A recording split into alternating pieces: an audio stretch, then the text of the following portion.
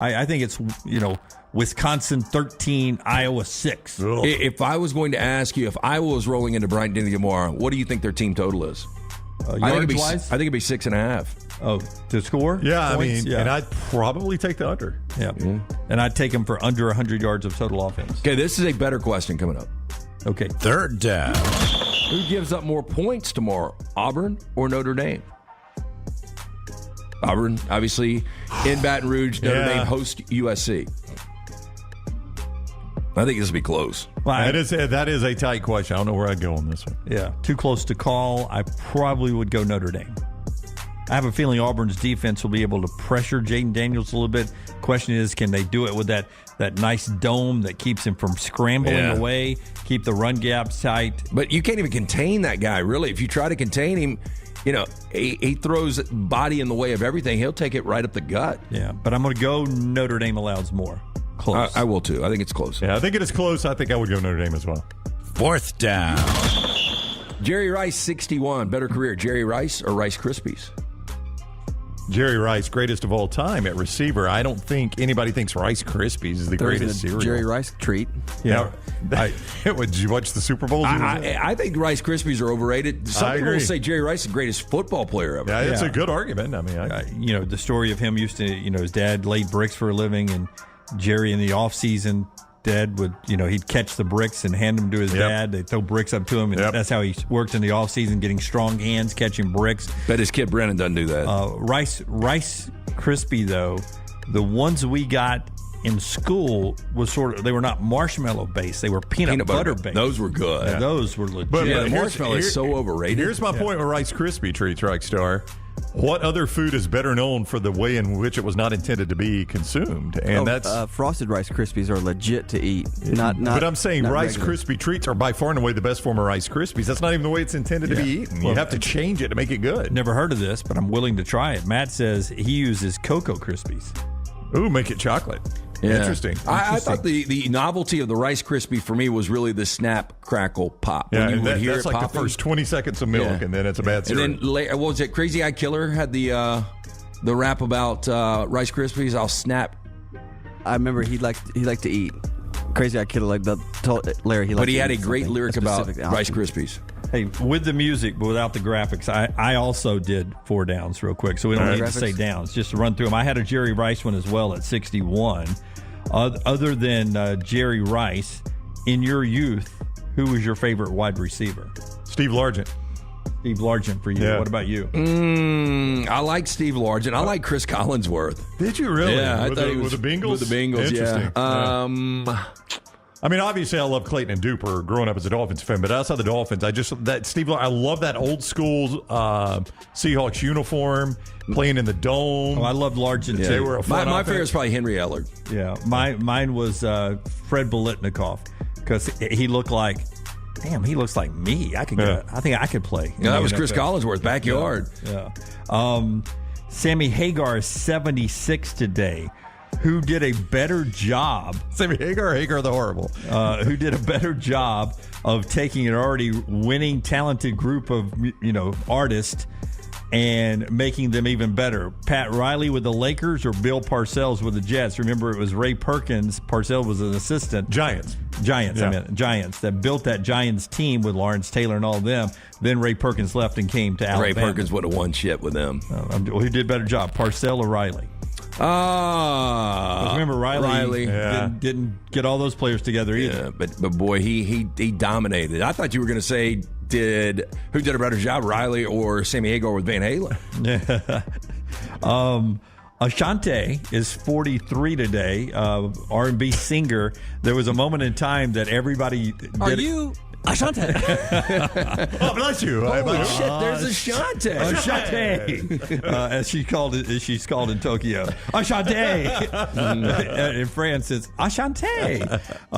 Ashanti was like it was always, this person singing a song, and Ashanti, saying sort of the hook of the song, and then someone would rap, and then another, and she was like on 5 hit songs at one time in the top 40. Who was the best sidekick in sports, in your opinion?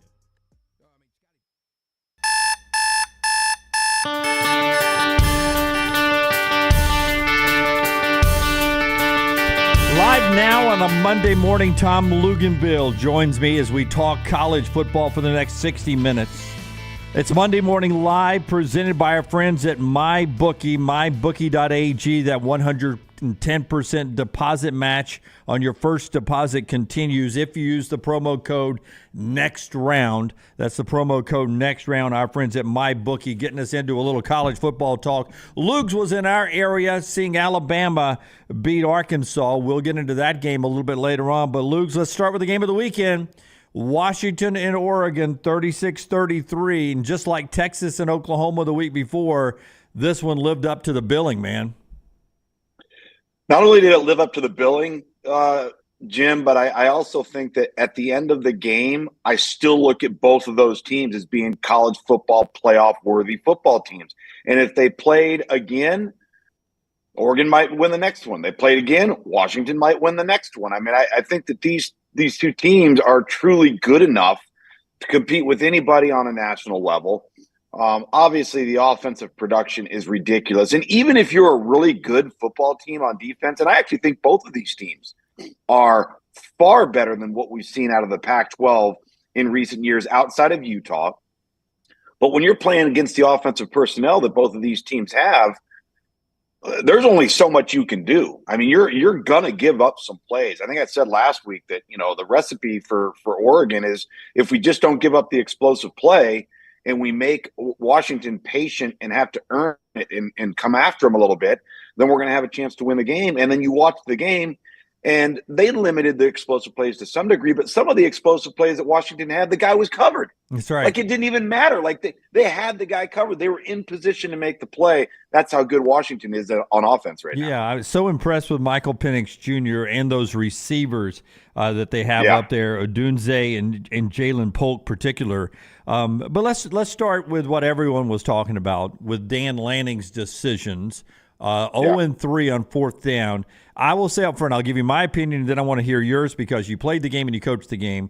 I had no problem at the end of the game going for it because, to me, when I look at the matchup, I feel like my offense with Bo Nix is a better matchup against their defense than my defense against their offense. I like the ball being in Bo Nix's hands. 4th and 3, middle of the field. If we get 3 yards, we win the football game. It's over with. If not, we still can play defense and try to keep them out. The field goals, though, especially the one right before the half, which was a free possession in my opinion, that is the one I question. I've watched Nick Saban for 17 years now. With an NFL mentality, 3 points are valuable early in the game. Take the points, take the points, take the points. What did you think about those 3 fourth down decisions? Yeah, I thought he was a little aggressive overall, but at the end of the day, I'm going to say this too. How often do we have a discussion, whether it's a Sunday and we're sitting around the sofa, or it's a Monday and I'm on here with you, or any type of analysis on radio or social media, where we say, dude, why didn't that guy go for it? Why didn't that guy do this? Why didn't that guy do this? And you know what I credit Dan Lanning for? At least he had the guts to do it. Like, he felt in his heart that the way Washington was capable of playing, that field goals were not going to win the game. He ended up being wrong on his 2 first-half assessments, but he very well easily could have been right? I mean, he could have been. And it just didn't work out that way this time. So was he more aggressive than he needed to be? Yes, I think so, but I actually applaud him for doing it, because so often we come off of games and we criticize a coach for not having the gumption to go ahead and put his team in position and do it. And it's not an easy call. He knew when he was going to make it that, good or bad, he's either going to look like a hero or he's going to look like a goat. The last one, totally agree with you. You do not. And here's the thing. It proved him to be right. Yeah. Because it took 2 plays and 53 yards. Yeah. 2 plays. Would have been 4 plays. Would have been 4 plays and 80 yards probably. Yeah. Yeah, exactly. So to me, like, I would have done the same thing, I think, in the fourth quarter. A lot of people wouldn't have. I'd like to say I would have. But again, I applaud the aggressiveness because most people would not have had the guts to do that. Let me add 2 things to that. One, we saw a little bit of the other thinking with the game you had in Tuscaloosa with Sam Pittman. I thought he was uber conservative early on, and I was criticizing him. I mean, it's like he was giving the game away. And then then that penalty on that face mask, and it sort of it ignited them, and they're that changed the whole game. Yeah, they're in the game at the end, and he had been conservative, and I was like, oh, so that's why you're conservative. The week before, Jimbo Fisher, too conservative sometimes against Alabama, like 17-10. He was happy to go in with the lead at the half. So I see what you're saying about the conservative side, but my question for you as a coach, when you make one of those decisions, and he talked about how he told his players, we're coming up here to be aggressive. We're coming to their place. We're going to be aggressive. When you make one of those decisions, does it feed into at that point, have you played that card and you're like, okay, I did it one time, I got to do it every time? Or can you backtrack from that at some point along the way? Does one feed into another of going forward on fourth down that the guys now, my locker room, my bench is expecting me to be aggressive all game long? It's a great question, but my inclination is to say no, because in the moment, in the scenario, based off of what had happened maybe defensively on a previous series, based on the tone, the environment, is the crowd into – there are so many variables that are going to go into that from a gut perspective and also from an analytics perspective too. He'd had information that had been studied for decades that in those situations, he probably said, hey, give me the numbers. And then he went with his gut, and some coaches would say, give me the numbers. Okay, that's what we're doing. Yeah. I just think each individual case is different based on the variables and the surroundings around it. And I don't think it sends a bad message to your team if you go the other direction on that, if you feel it necessary in the moment. I think the team's going to play. They're going to do what you call. And then off of that, they'll respond later.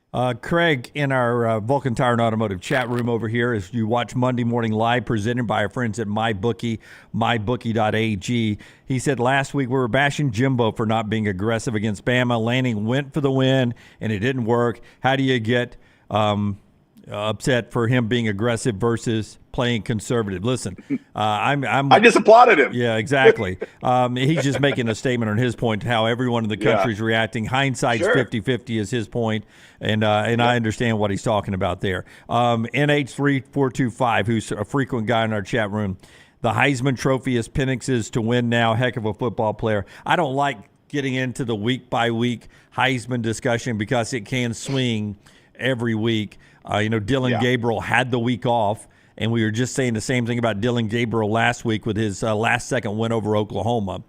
But Gabriel and Penix look like two guys who could be there for the long haul. If their teams keep winning, obviously they'll be there. For Michael Penix Jr., what does he do well compared to some other quarterbacks? Because we always project these guys maybe too quick onto the NFL. What does Michael Penix Jr. do that maybe a guy like Caleb Williams isn't consistent at doing, or maybe that Caleb Williams, who's the overall projected number one overall guy?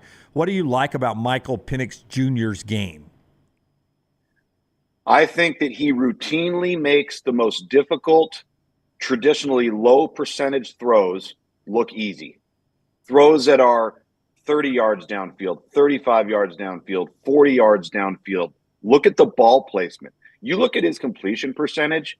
Most completion percentages like that mean that you're throwing a lot of bubble screen, you're throwing a lot of now routes, you're throwing a lot of 5-yard slants, you're throwing a lot of 5-yard crossing routes. That is anything but the case at Washington. They are aggressively driving the ball downfield on what are, traditionally not high percentage completion throws. The further away you are from the line of scrimmage, the harder it is to complete the ball.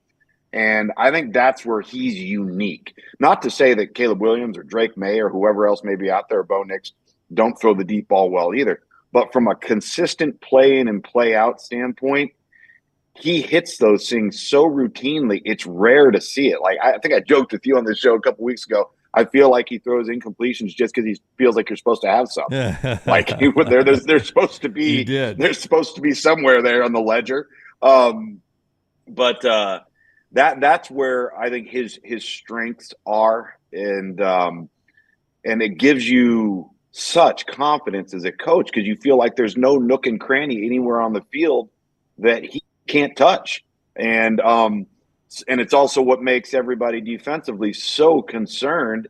Like, I don't think anybody in college football on defense, anybody, goes into any game against any opponent the way you would go into one against Washington worrying about the deep ball. Chip, you might get a shot here and there. right, But right. not every other play. I mean, it's nuts. Yeah, it seems like they have someone streaking down the field on every play. Chip says there's a difference between aggressive and reckless. Lanning was reckless. I apologize to Craig. My icon was covering up part of his question there. His question at the end was, as a coach, how do you get a feel for when to be aggressive versus playing conservative in the game? How do you get that nuance, that feel of when to be aggressive and when to be conservative, Luke? Is that something you guys plan out all week long? Is it a game time decision as you're in the course of a game? How do you get a feel for that?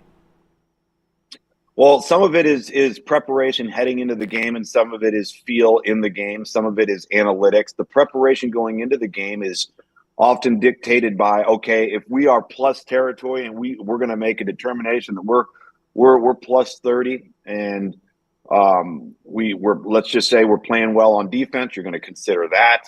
Do you have confidence in your kicking game? You're going to consider that. But you're going to prepare all these different scenarios going into the game. A lot of it's based off of hash mark, where you are on the field, what you're confident with. Again, if you were to turn it over, do you feel strongly that your defense could get it back or at least force a punt and you come away and there's no points given up? A lot of it's prep, and a lot of it's the in-game moment. You know, where is the crowd right now? Are you home or are you away? Are you not playing well on defense? Is your quarterback off right now for some reason and he's missed some? There are a variety of variables and scenarios that go into it. Some are prepped throughout the week, and then others, I think, are just in the moment. Tom Luganbill of ESPN, he was in town for the Alabama-Arkansas game. We'll talk about that game in just a second. But if you'll notice, Tom keeps that nice little that little beard, that little growth going on. Our friends at Manscaped, now part of the show on Monday Morning Live, manscaped.com, beard trimmers, hair trimmers, everything else on your body, including down south of the equator to keep it all trimmed up. We've got a promo code specifically for this show. We want all you guys and women who wake up with us on a Monday morning live with us to go to manscaped.com, and use the promo code Monday20 to get 20% off your purchase. Perfect time to start buying for the holidays, for the man in your life or for the man in the mirror. Get a little too hairy in some places, time to trim that field back and get ready for game day. Get a little scruff in your face, got to go into a big meeting. They got this new little carry-on, plugs into a USB port, trim right there in the car before you go in. The best in manscaping utensils and tools there, all at manscaped.com, manscaped.com. Get game ready with our friends at Manscaped, manscaped.com. Promo code is Monday20. All right, Luke, you were there in Tuscaloosa. As someone is pointing out, landmine believer, Alabama was elite for 42 minutes, last 18 minutes after the face mask, woof for him. I'll get to Ray's question in a second. So let's start with that. Alabama builds a nice 24-6 lead, and it looks like it's going to be a nice little business as usual for Alabama. Then you get the face mask call. Watching the game, I thought two face masks were locked, and one player grabbed the face mask, the Alabama player, because he thought his face mask was being grabbed, I guess, and he was trying to, separate the connection there. He gets flagged. Okay, it's flagged. But now you got to go the rest of the way and play that game. And from that point on, it was like Arkansas flipped a switch on and Alabama flipped a switch off. What'd you make of that game on the sidelines? From we'll get back to how it got to be 24-6, but from 24-6 on, what did you think of that game? It was really strange. And then again, the ugly penalties started rearing their head, especially after that face mask, starting with that face mask penalty. And then going forward, again, procedure penalties, a bunch of knuckleheaded stuff. And you're right. All of a sudden, Arkansas got a little confidence. They got the big quarterback run that ended up following that kind of quieted the crowd just a little bit.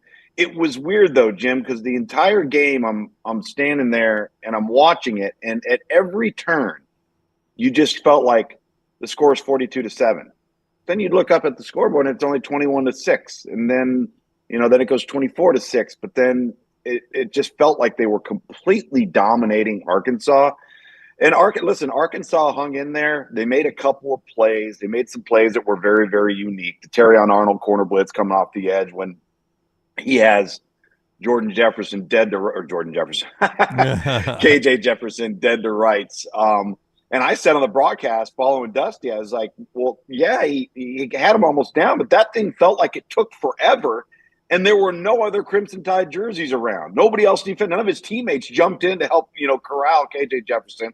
So they make a play there. The play on the touchdown was really well designed. And it was almost like here's what I thought made Arkansas's surge look worse. And that was Alabama came out in the third quarter and just said, we're going to impose our will. We're going to run the football and we're going to dominate you at the point of attack. And they did. I mean, their first two series. And then all of a sudden, after the face mask call occurs, Arkansas gets some momentum. And for whatever reason, Alabama comes out and decides to start throwing the ball every other snap. And why? I mean, it was clear that Arkansas was about to fold defensively in the run game. And in the pass game, Alabama had struggled on the edges, especially against Landon Jackson. Boy, is he going to be an unbelievable player. But he turned. It didn't matter if they had Elijah Pritchett. It didn't matter if they had Caden Proctor at left tackle. They weren't blocking him. And so there were things that kind of happened at the same time. And Alabama contributed. They contributed the penalties, and they contributed by not continuing to run the football that kind of kept Arkansas alive. But if you could have seen Nick Saban on the sideline in the fourth quarter after those procedure penalties, man, I'm telling you what, there was nobody that was safe. Yeah, 3 straight 3-and-outs to your point. And Jalen, who had a pretty good game leading up to that, was 1 of 9 during that time. And that's what he was missing some open receivers. He was throwing them high, he was throwing them wide left, wide right. He lost his accuracy right there, which was scary. He had the yips for a moment. Brett wants to know, why do some coaches go away from what's working at times? You're talking about that. Why do you go away from running the football at a time like that? I really don't know. It's almost like sometimes you completely and totally forget the last series that you played and you come out and you start from scratch. It is really mind-boggling.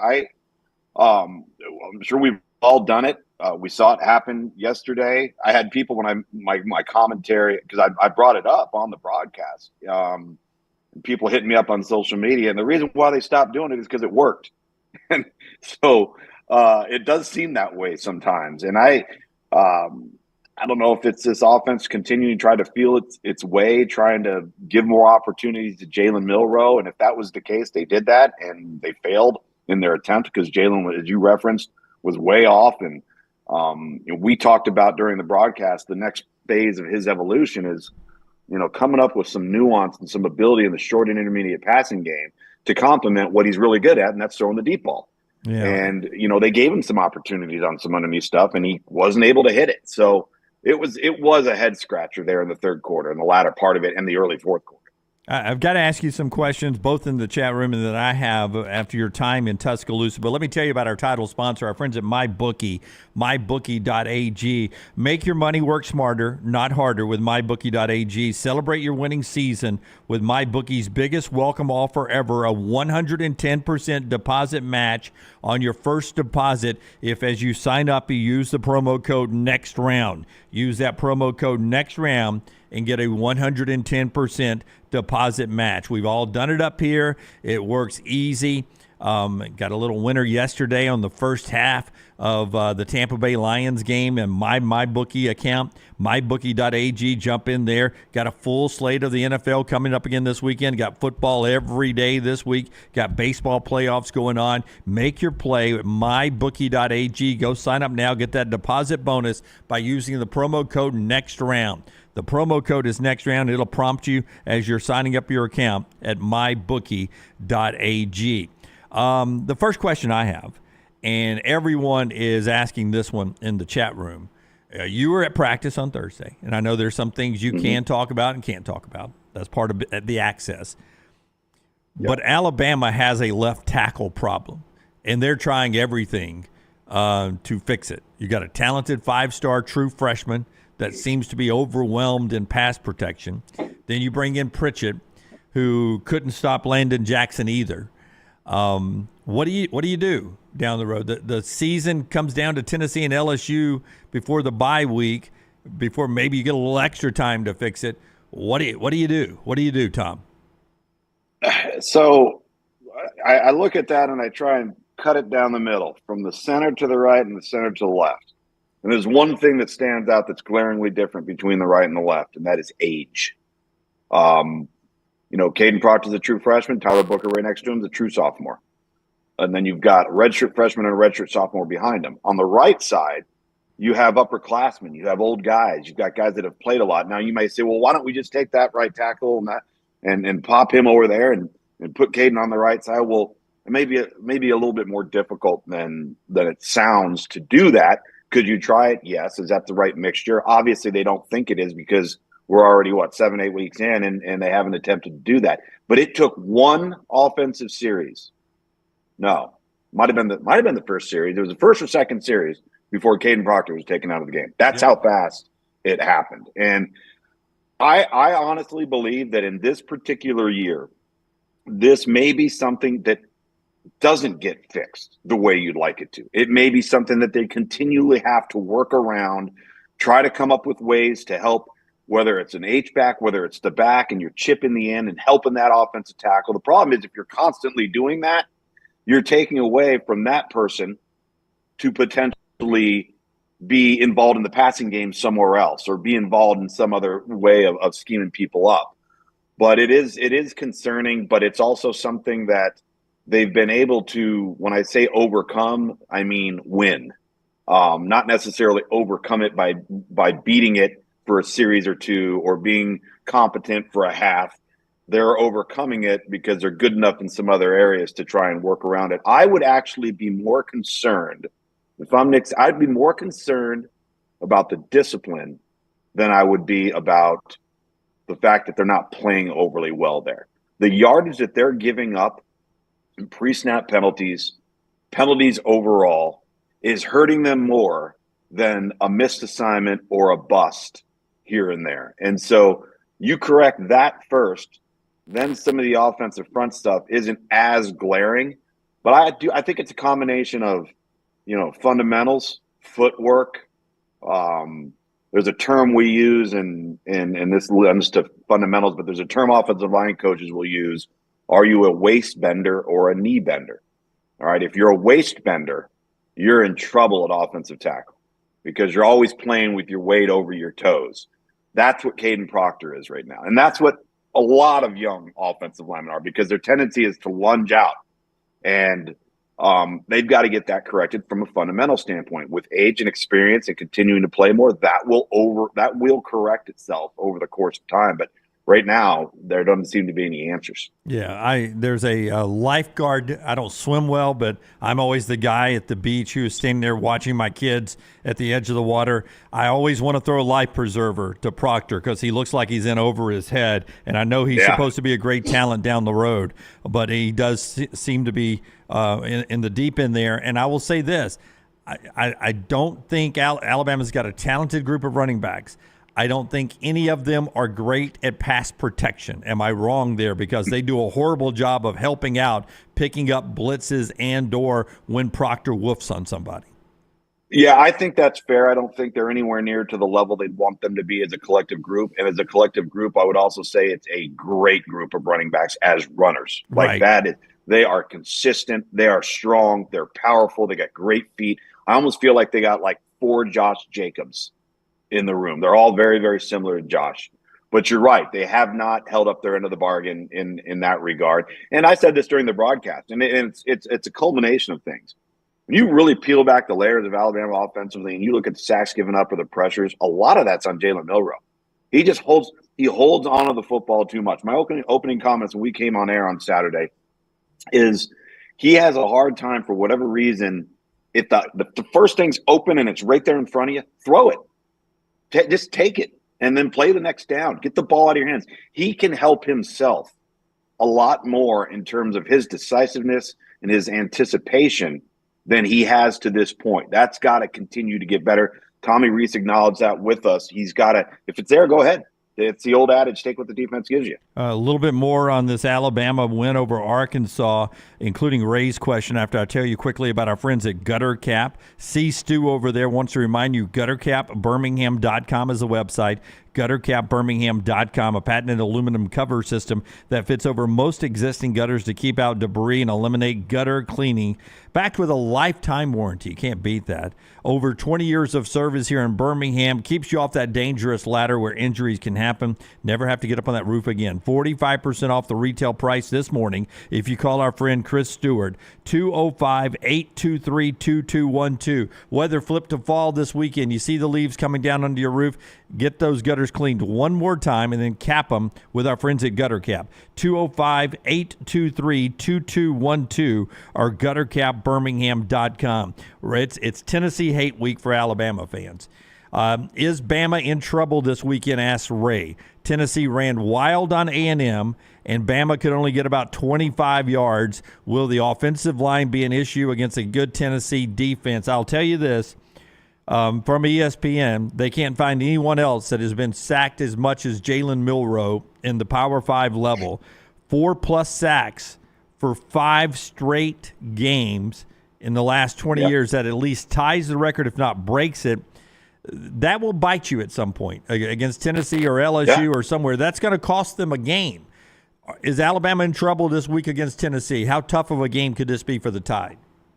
Well, I think it's always a tough game when you're playing a rivalry game where the two schools don't like each other. I know Nick Saban, to this day, those 18 penalties last year against Tennessee in Knoxville just eats away at him. And you're right. Listen, is Alabama the better team? Yes. Alabama gets 5 sacks or gets sacked 5 times, gives up 14 penalties against A&M, somehow wins the game. You're not going to get away with that each and every week. Poorly penalized last week versus Arkansas. Arkansas was so overmatched, particularly up front on offense, that Arkansas didn't have any confidence. Here's the thing. I believe this because I think Joe Milton is one of the streakiest players in college football. For all of his athletic gifts, he misses open targets. He will throw the ball to the other team. I don't think Tennessee, outside of A&M last week, who can play up front, and Tennessee was able to have some success, and nobody else really has. I think it could be one of those games where Joe Milton could hand Alabama a few extra possessions. And then if they do, obviously you're on the road. That's tough to get away with. And now it's Jalen Milroe's turn to actually turn it into something that is positive. I don't think Tennessee is anywhere near what they were last year in terms of their offensive weapons around the quarterback. It's a different group this year. I think Alabama's weapons are growing up each and every week. They're starting to get a little bit better around Jalen Milroe. So to me, I think it comes down to how does Alabama affect Joe Milton?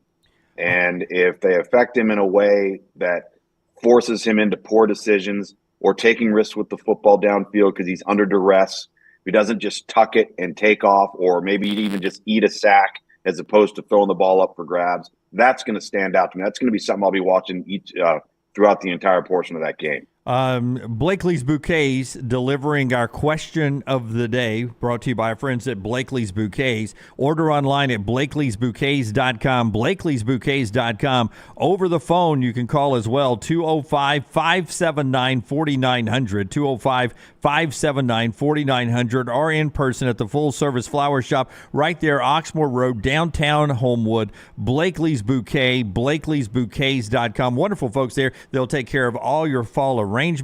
Big Thanksgiving coming up, proms and homecomings, and of course the holidays. Keep your house looking great with Blakely's Bouquets, blakeleysbouquets.com. The delivery of the question is back to the Washington-Oregon game. Charles, one of our great female viewers, writes in, before analytics, there was coaching and prep and experience. She feels like Dan Lanning had a guy in a notebook over his shoulder reading analytics to him. You see that a lot now. It seems like everybody has an analytics guy in a big computer printout notebook behind guys. Not everybody, but a lot of those guys. What do you think of that in coaching?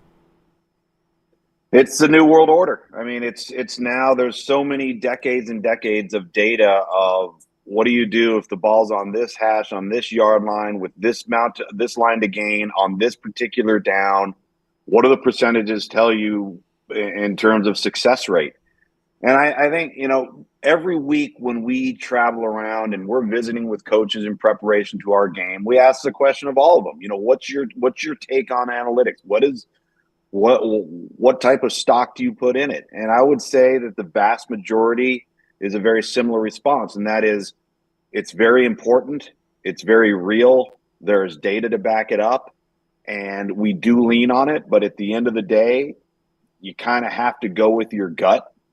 But there is a combination of gut instinct and knowing what the numbers are. But I also think that the area where we've seen the biggest influence of analytics change the game has been when the offense immediately crosses the 50-yard line. And there's that little area between like the 48-yard line and like the 42 or the 40. You have that space there. There is something about analytics that has proven overwhelmingly that if you can get into whether it's 4th and 3 or less or what have you, you need to go for it. I mean, the numbers, there's nothing even in doubt about it. That's one common theme that I've heard and we've seen it play out on the field. We're seeing between the 50 and the 40. I bet if we did 2 years from now, we did a 5-year study on the reduction in punts between a team with the ball on offense on the plus 48 to the 40, the numbers would be drastic from what they've been traditionally. So what you're doing in analytics in every other area, whether it's going for 2, whether to kick the onside kick, how many timeouts are left, what's the clock telling you? Let's go back to 2 weeks ago with Miami in the blunder. And I tried to come up with all types of things that could explain what had happened. And you really can't, other than if you remember prior to Georgia Tech having to call the final timeout, I think there was a minute 51 or a minute 55 left, one timeout for Georgia Tech. Miami runs a play, all right? And that book at that time told them they had to run the play. There wasn't enough time between not having a timeout. What if, and I'm just saying this, what if that next play happened and nobody turned the page on the analytics book? That's what happened, yeah. And now you're looking at that same data and it's telling you to run a play. And I'm not saying that happened. I'm not excusing it. But I think we're all trying to figure out how in the world do you allow this to happen. So I was trying to come up with some type of plausible reaction there. That was the only one that I could come with, and it's not a good one. Yeah. But I listen. I will say this in response to that question, and it's a good question. Analytics has not in any way, shape, or form reduced the level of preparation that goes into playing a football game at all. At all. Not one bit. It hasn't changed how you practice. It hasn't changed the calls you make in practice. None of it. I can assure you of that. Yeah. Rockstar's telling me we have to take a break. Because that's the rules. That's the rules. That the conversation is so good this morning. Somebody's got to pay for this thing. That's right. Rockstar's looking at his analytics books here, and he's like, Dunaway, if you don't break here, we're not going to get this break in there. He's spot on. See? So a quick break and here. Your gut can't prove him wrong. When we come back, Hugh versus Lane this week. We'll talk about Auburn and Ole Miss, what Auburn put on tape against LSU. We'll talk about what Notre Dame did to USC. We'll get back to some more of the big games around the country. Still so much to get to. Thanks for everyone who's jumping in there. Charles doubles down on what she said. She says we're heading to AI coaching football these days. Steve says Lugs is right. Milroe causes 75% of his sacks trying to run around and not throw the ball away. A lot of hot takes in our chat room. Keep them rolling. Monday Morning Live being brought to you today in part by our friends at Who Is Coffee. Who Is Coffee designed the wonderful coffee I drank this morning. I have flipped from my 2 cups of coffee to the Coca-Cola Zero, but before that, my Next Round blend is what I had. You can buy the Next Round coffee right there at nextround.store, nextround.store. See everything Who Is Coffee has to offer at whoiscoffee.com. Available in whole beans or ground for drip pods, espresso, or coarse ground for the French press. They've got it all. It is specialty coffee. It is a great gift for this holiday season. Whoiscoffee.com is their website. And to buy our coffee that we designed for you guys, just go to nextround.store, nextround.store. You could win a Dodge Challenger RT or your share of $25,000 in free play and cash at Birmingham Racecourse Casino. The more you visit, the more chances you have to win. Play the latest, most exciting games around with fun bonuses and big jackpots. You could be a winner too. Come win your share during the Challenger RT and $25,000 giveaway at Birmingham Racecourse Casino. Drawings October 27th and 28th. Located off I-459, exit 31, Derby Parkway. Must be 21 or older. Must be present to win. The Next Round Golf Cart is here. Your chance to play 4 area golf courses for just $89. Get 18 holes in cart at Limestone Springs, Cross Creek, The Meadows, and the newly renovated Woodward Golf Club. A $247 value for just $89. Get your golf cart now at nextround.store. As summer starts to fade, get ready to welcome the arrival of fall. But hey, it's not just football season making an entrance.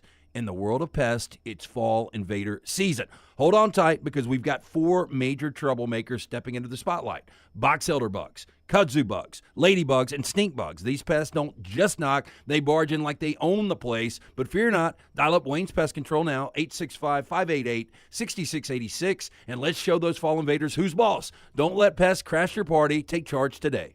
Follow Next Round Live on Twitter, Instagram, Facebook, and YouTube. The social media team at Next Round Live will share the latest interviews and videos from UAB, Alabama, Auburn, and campuses all over the college landscape. You'll also get the latest highlights and news from the Next Round Live Daily Show. Jim, Lance, and Ryan will share their thoughts, and remember you can always see the old shows on the Next Round Live YouTube channel. Subscribe, like, and don't forget to comment. Turn on the notifications so you don't miss a thing. It's Next Round Live on Twitter, Instagram, Facebook, and YouTube.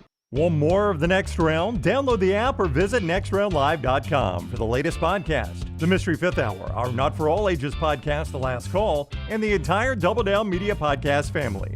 All at nextroundlive.com and on the Next Round app. Start your day online with our website, nextroundlive.com, for the latest videos, podcasts, and college football stories. It's also a great way to stream the show or shop in the Next Round store. Stay connected by visiting nextroundlive.com.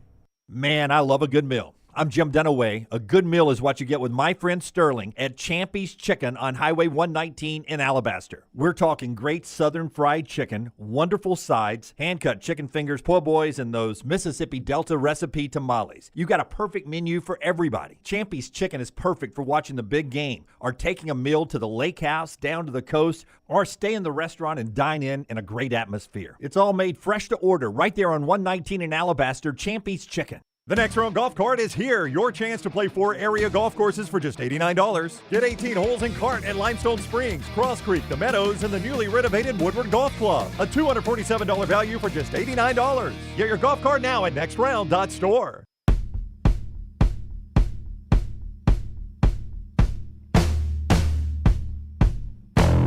Monday Morning Live with ESPN's Tom Luganbill all the way to the top of the hour. Then the next round slides in at 9 a.m. Central Time. Bobby writes in and says Dan Lanning needs to hire Rockstar as his analytics guy because he's spot on with everything. Steven says Penn State beats Ohio State by 10 with the best defense in the nation this weekend. Penn State hasn't really been challenged. They beat UMass this past week. Luke, that's one of the highlights this week. Penn State, Ohio State at the Horseshoe in Columbus. Got an early feel on that one, how to play out. Ohio State's at least been tested with that win on the road at Notre Dame. But I'm sort of with Steven here. I feel like Penn State's a better team this year.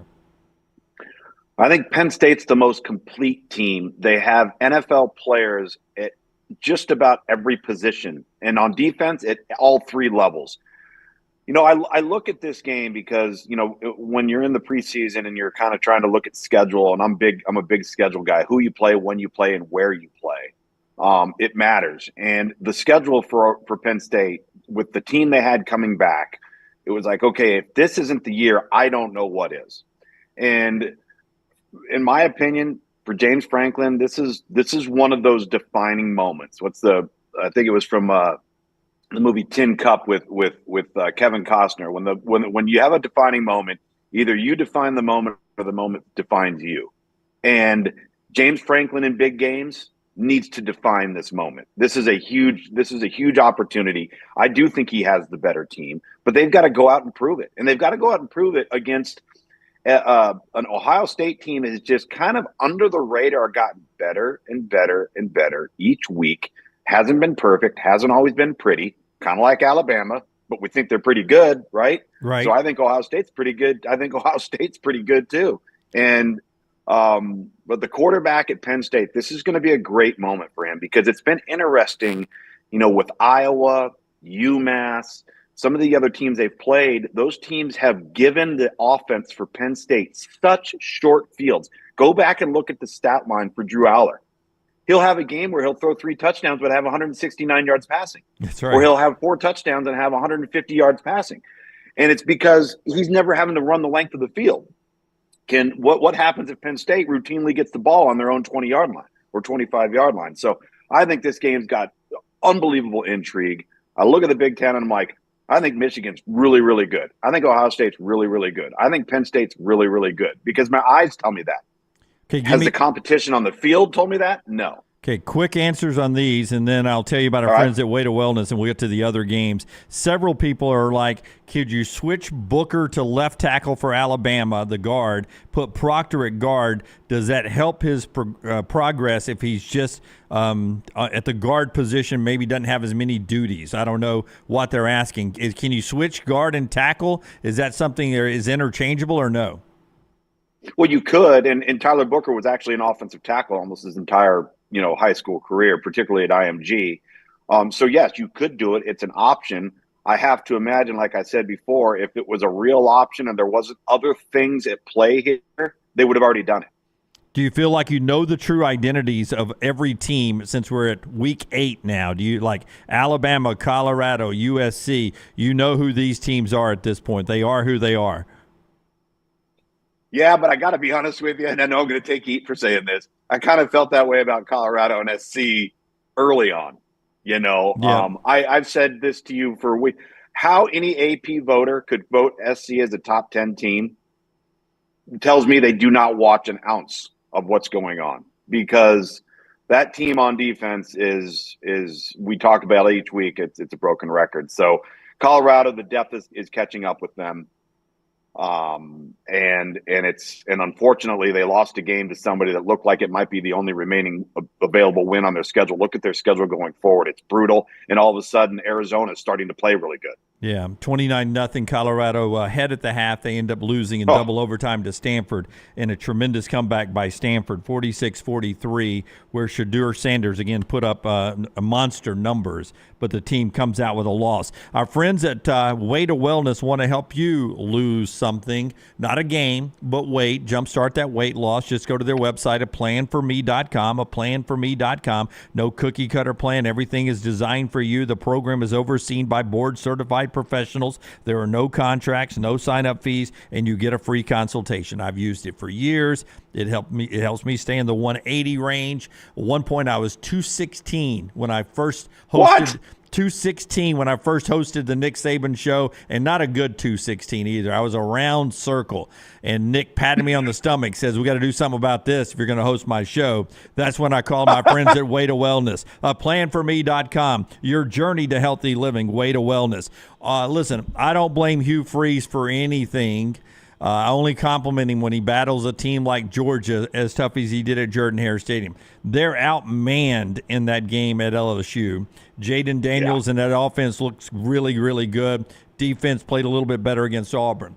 This week, though, back in Jordan-Hare Stadium, Hugh Freeze, and here comes Lane Kiffin off a bye week in Ole Miss. They've got the number 13 by their ranking, I believe Ole Miss is, as they come into this game. I feel like this will look more like the Georgia-Auburn game than what I saw Auburn-LSU. Part of it's venue, and part of it is I think Auburn matches up better with Ole Miss than they did with LSU. What do you think of Auburn-Ole Miss first blush this weekend at Jordan-Hare? So I couldn't agree with you more about the venue. I think that anytime we are having a conversation about Auburn and Auburn is playing at home, you cannot disregard the environment. You just can't. And I think Lane Kiffin knows that. It's interesting because they do match up. I agree. Personnel-wise, they match up better with Ole Miss because nobody matches up with Georgia, quite honestly.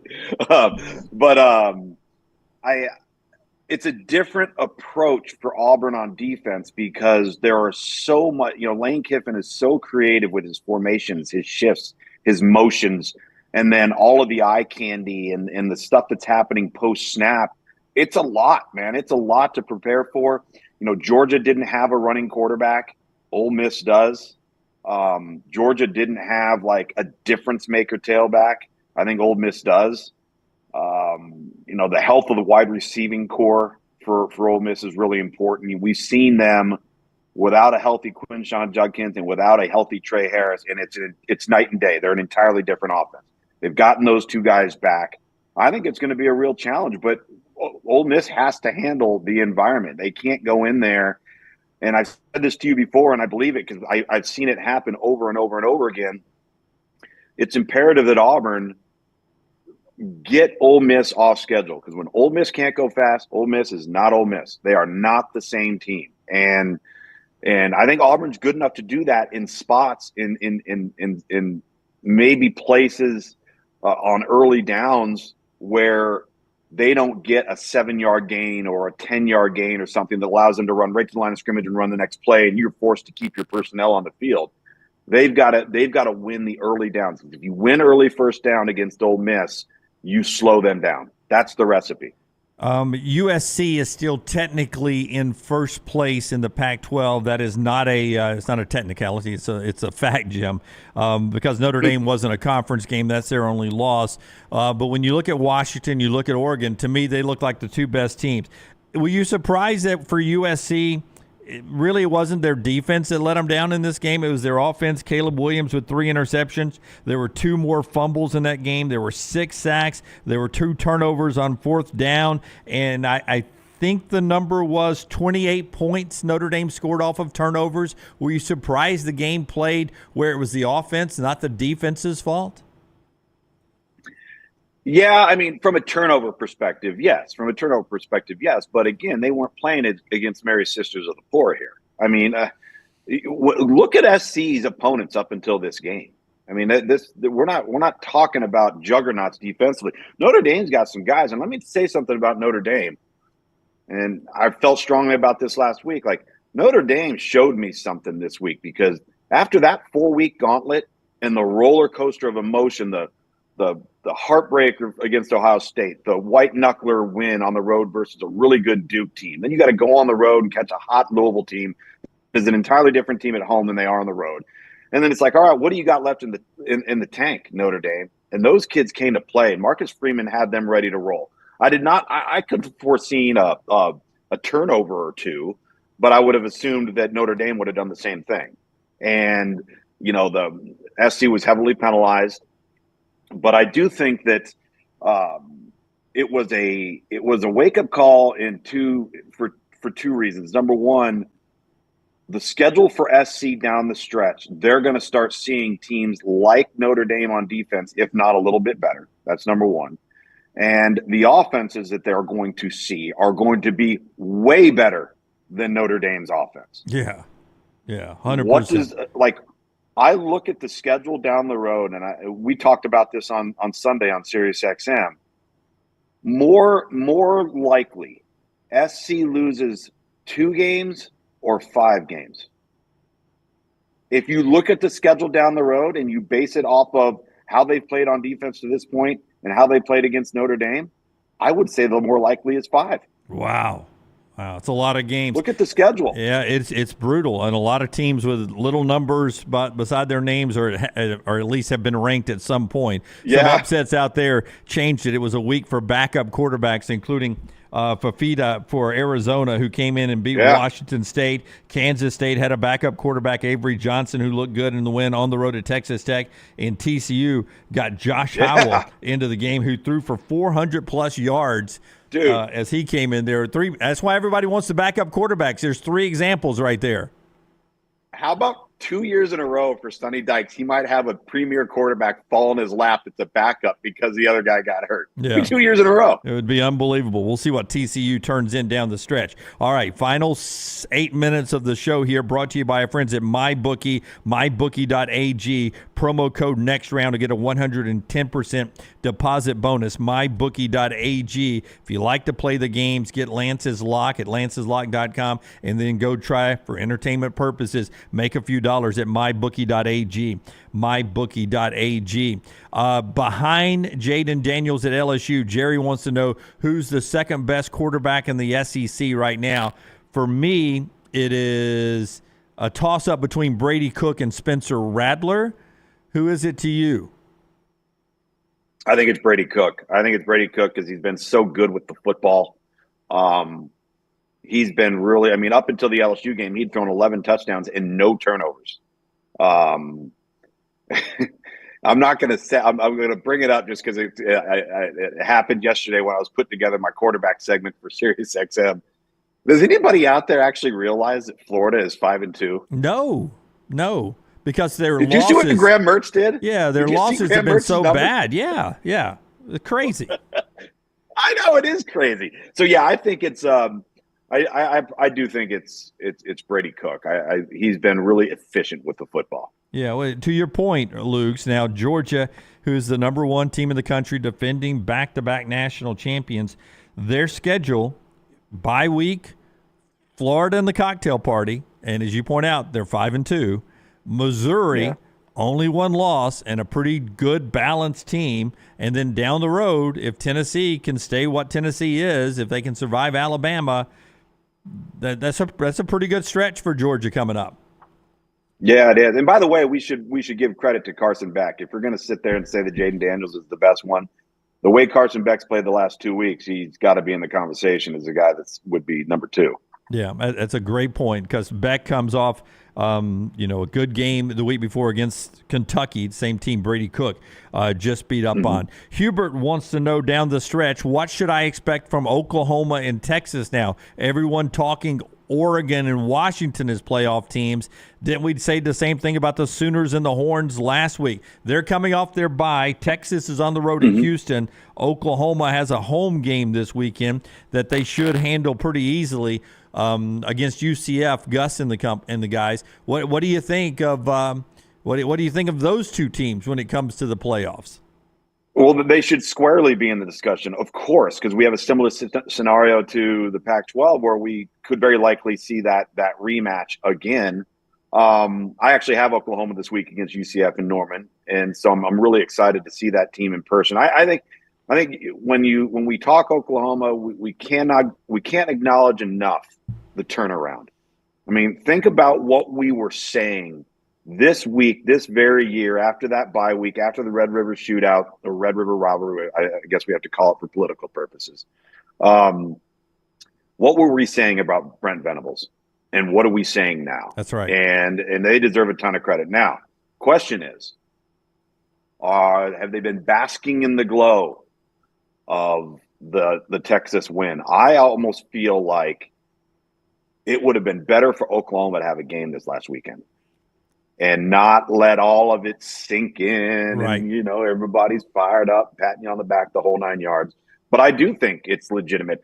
The one thing that I keep pointing to is, and it may not matter so much now because of Kansas losing to Oklahoma State. By the way, that guy, Mike's done an unbelievable job. That was a team that got blasted 33-0 by South Alabama. Oklahoma State coming back into the play. But when Oklahoma has to play Kansas, will they have Jalen Daniels back? I think that creates challenges that are unique. Texas didn't have to face that challenge. And that would be the only thing that I look at schedule-wise, unless Oklahoma or Texas. Now, Texas has been more prone to do this, but they'll be the best team on the field when they take the field.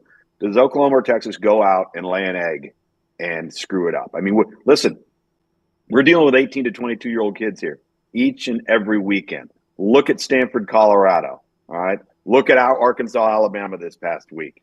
It's going to happen. It does happen, and it happens to lots of people. So who can avoid the letdown? Yeah. Do you know yet John Rice Plumlee's status for that big UCF Oklahoma game? Because if he's close to 100%, that makes that game more interesting.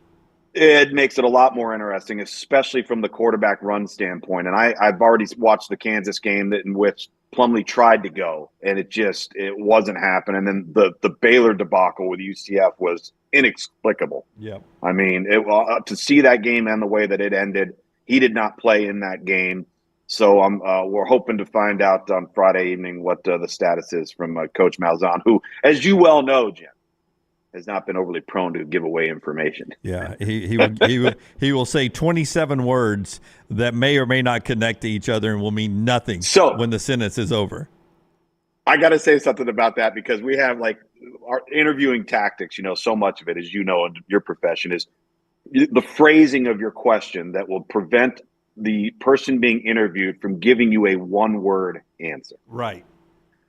Gus Malzahn, somehow, some way, is able to do that. When you give him a describe or assess the play of your quarterback in the first half, he'll say awful. Yeah. He doesn't describe, he doesn't get anything.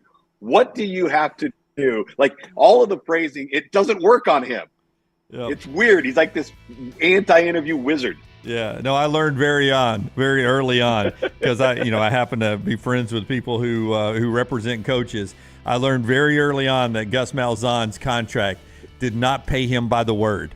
He wasn't going to give you anything he did not have to give you. He was not getting paid by the word. I hope you enjoyed your trip. Thanks for swinging by here. We got 30 seconds. Dude, thanks for swinging by here. Best part of my trip. Yeah. Best part of my trip. By the way, my wife fired up about the shirts you got her. Had my hat on Friday on Feinbaum. I saw that, so you guys all fired up about that. Yeah. So, no, man, what a pleasure. We had a great time. I was glad I was able to stop by there. Yeah, well, we appreciate your friendship and everything you do for us. Have a great week. Enjoy talking to Brown and LT later this week. Send us pictures in the TNR gear. That's Monday Morning Live, folks, brought to you by the great folks right there at mybookie.ag. Promo code next round, mybookie.ag. Replay starting if you're on the platform, audio platforms. If not, 9 a.m. Central Time for the new next round. We'll see you, folks. Live and loaded. Check out the latest logo t-shirts and hoodies. Get your favorite team colors, the Next Round flag shirt, or grab the popular Y'all Can Have the Rest t-shirts. Go to Next Round